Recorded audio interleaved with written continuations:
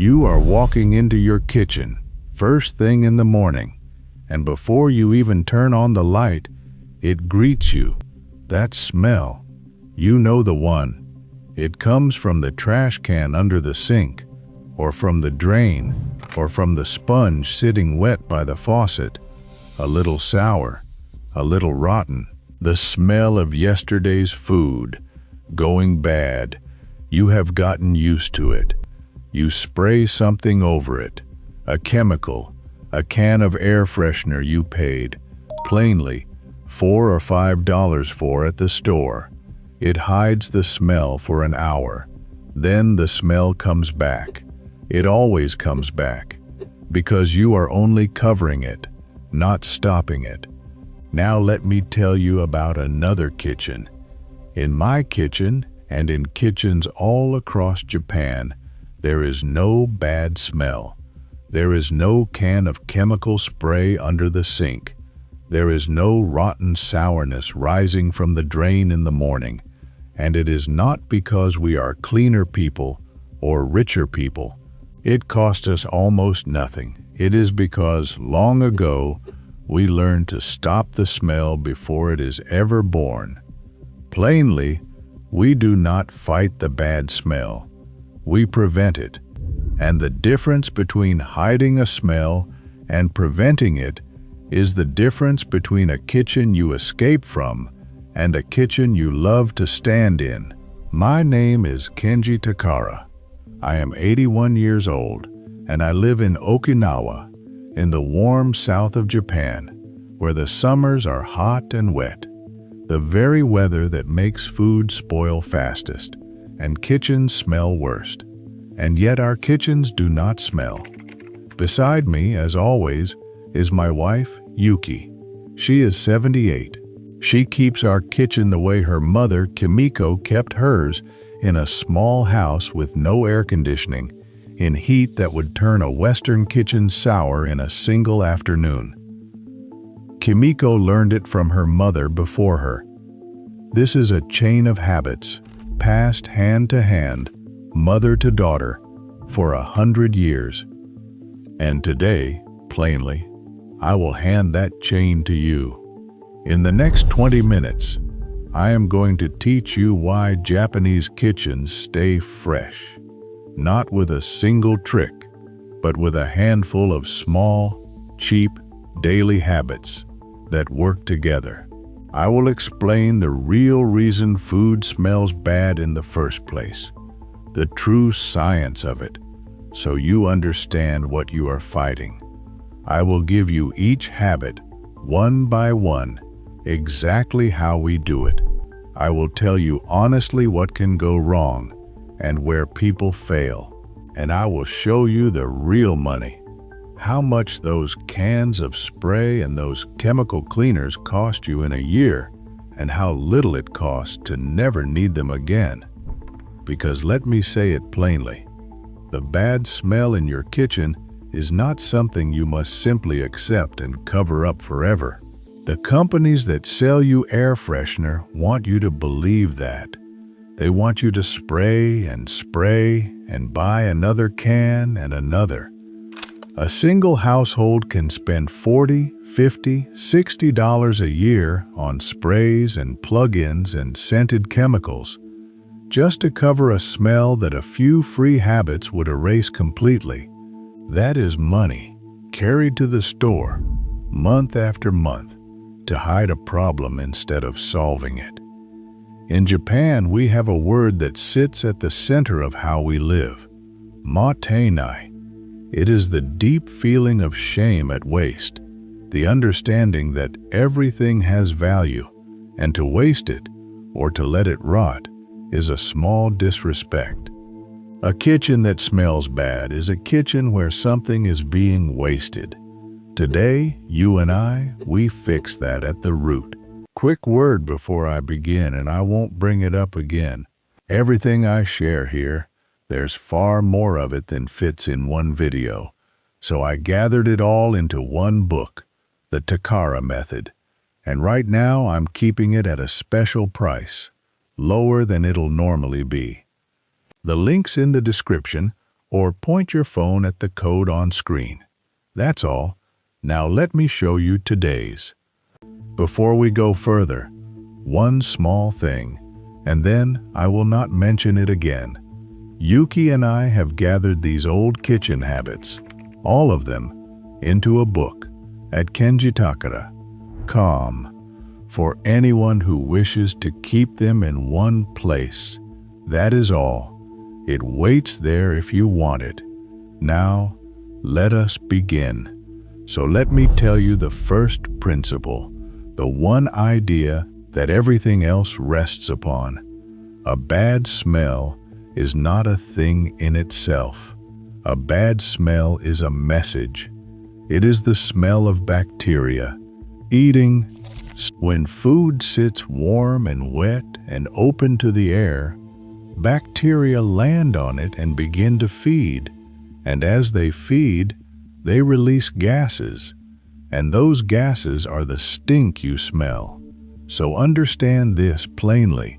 You cannot win by fighting the smell in the air. The smell in the air is only the smoke. You must go to the fire. You must stop the bacteria from feasting in the first place. Every habit I am about to teach you does exactly that. It removes the food, the warmth, the water, or the time that the bacteria need. Take away what they need, and the smell is never born at all. Stay with me, and I will show you each one, step by step. Let me explain the science, plainly, the way Yuki explained it to me when I was young and thought a smell was just a smell. Everything that rots, rots for the same reason. Bacteria. They are everywhere. On the food, in the air, on your hands, on the sponge. They are not evil. They are just hungry. And when they find food they can eat, especially food that is warm, wet, and left out in the open, they multiply fast. As they eat, they break the food apart and they release gases, sulfur smells, sour smells, the smell of ammonia, the smell of decay. That is what your nose is catching.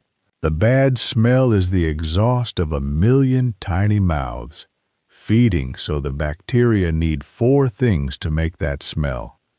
They need food, the scraps, the grease, the crumbs. They need water. They cannot live dry. They need warmth.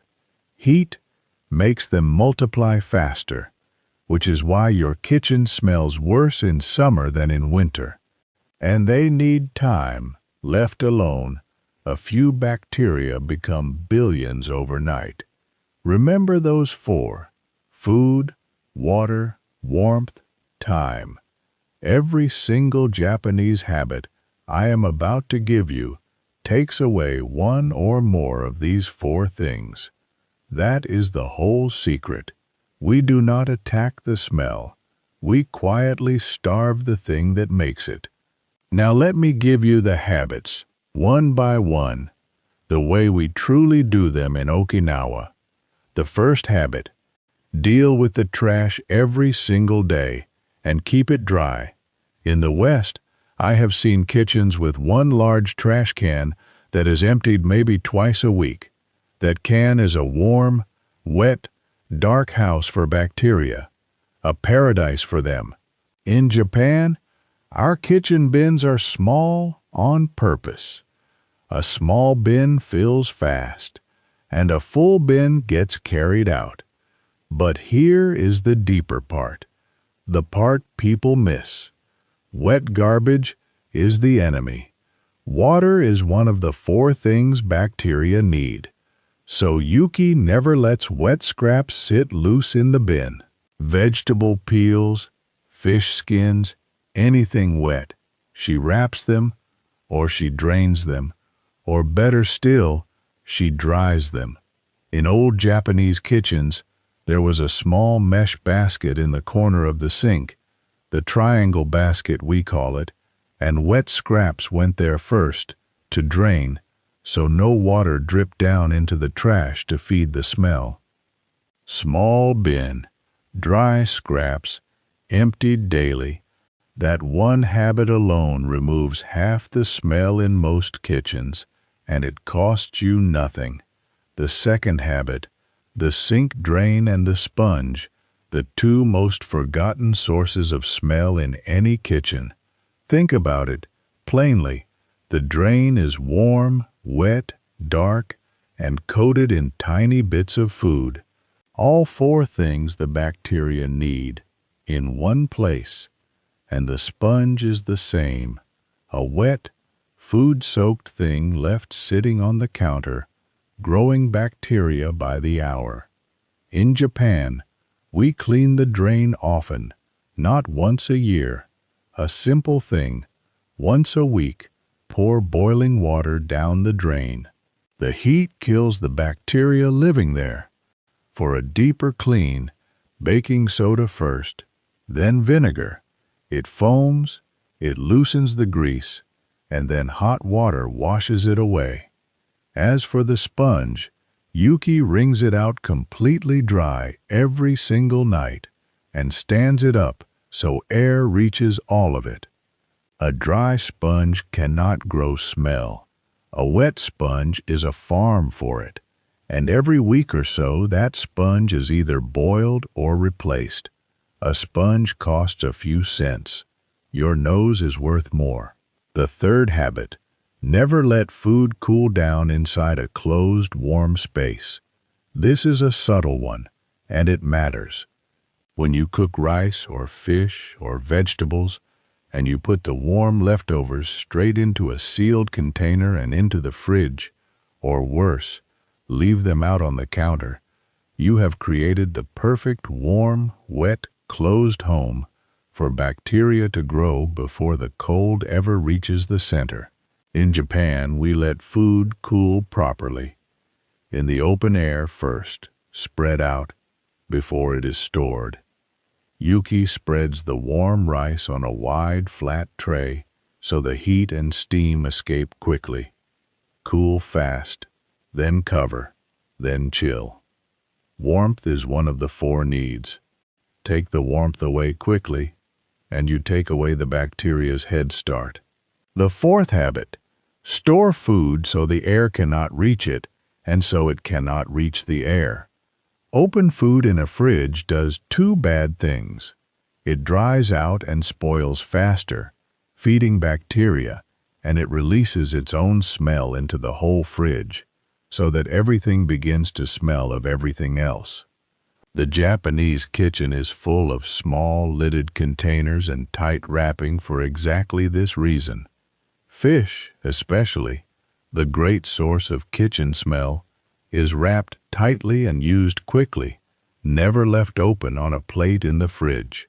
Seal the food, and you seal the smell. Plainly, a covered bowl is worth more than a can of air freshener.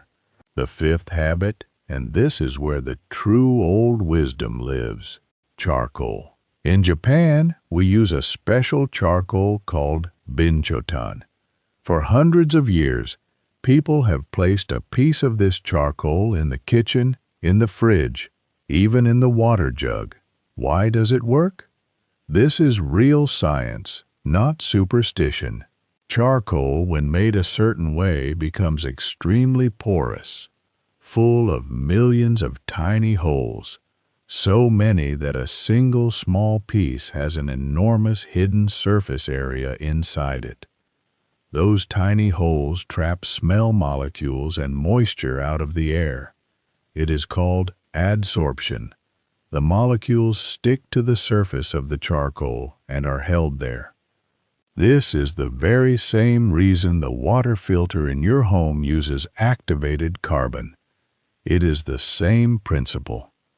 A piece of binchotan charcoal in the corner of the fridge quietly pulls the smells out of the air for months, and when it finally tires, you can dry it in the sun and it works again, or you crush it into the garden soil. Nothing wasted. Even the humble box of baking soda in your fridge works on a cousin of this idea. It neutralizes acids and absorbs odors, but the charcoal is the old Japanese way, and it is beautiful. Now, here is a small thing Yuki and I have done for many years, and I will mention it once. We keep a simple written list on the fridge, what is inside, and the date it went in. It sounds almost too simple to matter, but food that is remembered gets eaten, and food that is forgotten is what rots in the back and makes the smell. That little list is in the resource at Kenji Takara. Come if you want the template, but truly, a scrap of paper and a pencil does the same work. The habit is what matters, not the paper.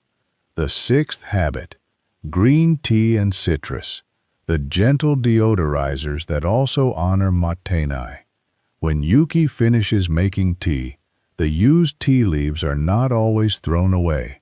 Dried out old green tea leaves absorb odors, much like the charcoal, and she has used them to wipe down a cutting board that smelled of fish, or place them dried in a small dish in the fridge. And the citrus, when we eat a micon, a small orange, or use a lemon, the peel is not waste.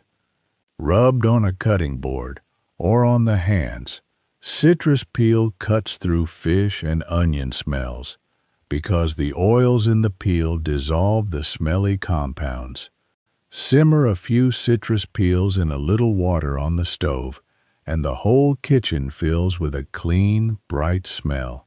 A real smell from real fruit, not a chemical pretending to be a fruit. This is the Japanese way and the frugal way at once. The thing you were about to throw away becomes the thing that keeps your kitchen fresh. The seventh habit, the cutting board and the knife. Clean them by smell, not by schedule. Fish, garlic, onion, meat, these leave their smell deep in a wooden board.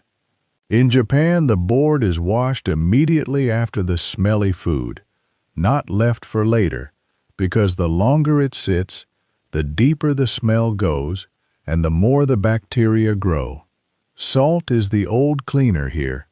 Coarse salt, rubbed onto a wet board, scrubs away the smell and the bacteria both, and then a rinse and a rub of citrus finishes it. Yuki has one board for fish and one for everything else, so the smells never mix. Wash it now, not later. That is the whole rule. Now, I must give you the honest scope, because I will not pretend this is magic, and some of it can be done wrong. First, the charcoal. It must be real activated charcoal, or true binchatan, kept dry. If it gets soaked and stays wet, it stops working, and a wet piece of charcoal in a warm spot could itself grow mold on its surface. Keep it dry, air it in the sun now and then, and it serves you for months. Do not confuse it with the briquettes you burn in a barbecue. Those often have chemicals added and are not for this. Second, boiling water down the drain. This is safe and good for metal and most modern pipes. But if you have older, delicate plastic pipes, use very hot tap water rather than a full rolling boil to be safe. And never pour boiling water into a cold porcelain sink basin all at once. Pour it directly down the drain hole. Small care, no accidents. Third, and this is the real safety point, so hear me plainly. Do not ever use a good smell to hide a bad one when it comes to whether food is safe to eat. These habits keep your kitchen fresh. They do not make spoiled food safe. If a piece of fish or meat or leftover rice smells sour, slimy, or wrong, it is telling you the truth. throw it away. Do not spray it. Do not mask it. Do not talk yourself into it. A fresh kitchen is one where bad food is removed, never one where bad food is perfumed. The smell, when it is real, is a warning. Respect it. And one more honest word. Vinegar and baking soda, mixed together and stored in a closed bottle, create gas and pressure. Use them one after the other in the open drain, not sealed up together in a container. Simple, but worth saying. Now Matenai, the heart of all of it, because you will have noticed something if you were listening closely. Almost every one of these habits does two things at once. The used tea leaves that would be trash become a deodorizer. The citrus peel that would be trash becomes a cleaner and a fresh scent. The charcoal, when tired, goes into the garden. The wet scraps are drained and dried and take up less room and make less smell. Nothing here is a product you must buy again and again. Everything here is a way of using, fully and with respect, the things that pass through your kitchen anyway. That is Matenai. A kitchen that does not smell bad is, quietly, a kitchen where nothing is wasted. The freshness and the thrift are the same thing, seen from two sides, and the habits continue themselves, once begun. The dry sponge tonight makes tomorrow's sponge easy. The daily bin makes the next day's bin light. The list on the fridge means the food gets eaten before it can rot, which means less waste, which means less smell, which means less trash. Around and around, each good habit feeding the next. Now, the money. Let us count it plainly. Air fresheners, plug-ins, scented sprays, chemical drain cleaners, odor-absorbing gels. A household that leans on these can spend, easily, $50 to $70 a year, sometimes more. And that is money spent to hide a problem, forever, without ever fixing it. Now count the other side. A piece of good Binshoden charcoal costs perhaps $10 or $15 and lasts a year or more, renewed in the sun. A box of baking soda is $1. Vinegar is $1 or $2. Salt you already have. Citrus peels and tea leaves are free. You were throwing them away. So for under $20 in a whole year, you replace $50, $60, $70 of chemicals, and you get a kitchen that is not merely masked, but truly fresh. That is a saving of $40 or $50 a year, every year plainly, and cleaner air in the room where your family eats. Over 10 years, that is hundreds of dollars, and 10 years of a kitchen that greets you kindly in the morning. So here is your task for this weekend. Just one thing, to begin. Tonight, before you sleep, wring your kitchen sponge out completely dry and stand it up so the air can reach it. Tomorrow morning, notice. That one small habit, done every night, is where a fresh kitchen begins. Do not try to change everything at once. Change one thing. Start with the sponge. The rest will follow. And then, tell me in the comments, what did your mother or your grandmother do to keep her kitchen fresh? In the days before there was a spray for everything, what did she keep in the corner of the fridge, or pour down the drain, or rub on the cutting board? Those old habits are being forgotten, and this is exactly where we can remember them together. Write it down. Share it. Let us gather the old wisdom, all of us, before it is lost. And next time, Yuki and I are going to show you how we keep our rice. how a bag of rice can be stored so that it never grows bugs, never goes stale, and lasts far longer than you would believe, the old Okinawa way.